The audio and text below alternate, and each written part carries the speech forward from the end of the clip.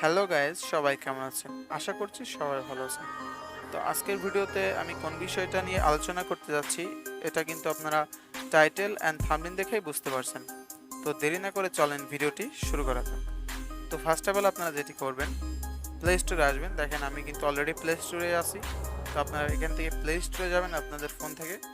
যাওয়ার পরে আপনারা প্লে স্টোরে লিখে সার্চ দেবেন ফেসবুক কভার ফটো মেকার। দেখেন আমার অলরেডি এখানে রিসেন্টলি চলে আসছে, এই জন্য আমি এটাতে ক্লিক করে দিলাম।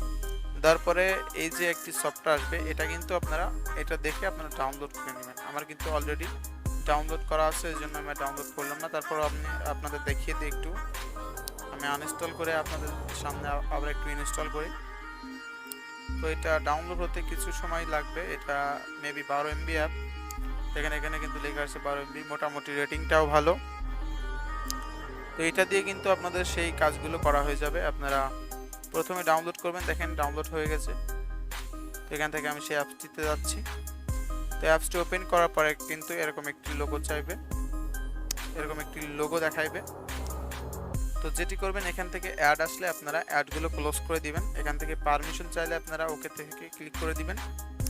তো এখান থেকে আপনারা চাইলে উইল ইউজিং দি অ্যাপ এটাতে ক্লিক করতে পারেন। অনলি দিস টাইম দিলে এটাতেও ক্লিক করতে পারেন। তো এই দুইটা মানে আপনাদের বোঝাতে যাচ্ছে, আপনারা যদি উপরেরটায় ক্লিক করেন তাহলে কিন্তু অল টাইম আপনাদের এই যে অপশনটা আসতেছে অ্যালাউ স্মার্ট ফটো কাট, এটা কিন্তু আপনাদের সামনে আসবে না। আর অনলি দিস টাইম যদি এটাতে ক্লিক করেন তাহলে কিন্তু এই অপশনটা আপনাদের সামনে আসবে। তো আমি অনলি দিস টাইমে ক্লিক করে দিলাম। এখান থেকে অ্যালাউ করে দিবেন। দেওয়ার পরে এখানে কিন্তু অনেকগুলো দেখছেন, অনেকগুলো কিন্তু এখানে স্টাইলিশ মেকার আছে। এখান থেকে আপনারা চাইলে যে কোনো একটা ইউজ করতে পারেন। আপনারা যদি ফেসবুকে চান তাহলে কিন্তু ফার্স্ট যেটা আছে এটা করতে পারেন।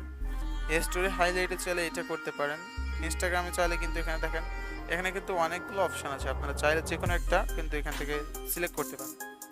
তো ফার্স্ট অফ অল আমি এখান থেকে ফেসবুক কভার ফটোতে ক্লিক করলাম। ক্লিক করার পরে কিন্তু আপনাদের সামনে এমন একটি অপশান শো করবে। তো এখান থেকে উপরে ডান পাশে, উপরে দেখেন বাম পাশে এখানে লেখা আছে সিলেক্ট ইমেজ।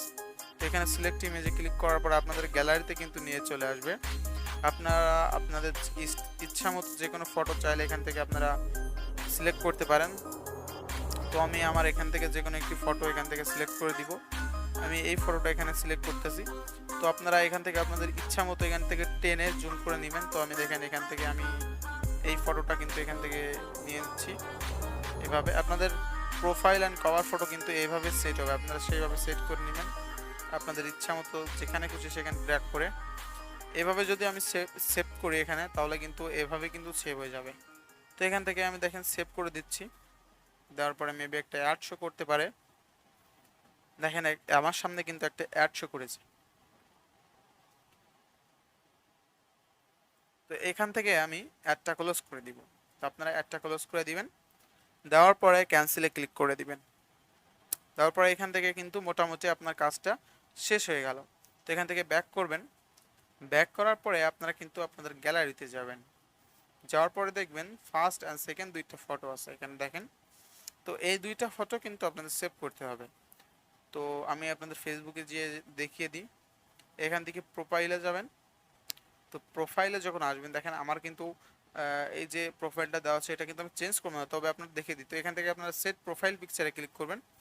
ক্লিক করার পর আমি দেখিয়ে দিই। দেখেন এখানে ফার্স্ট যে অপশানটা ফটো আছে, এই ফটোটা আপনারা ফার্স্ট সিলেক্ট করে ডানে দিয়ে দিবেন। তো আমি যেহেতু সেভ করবো না, ক্যান্সেল করে দিলাম।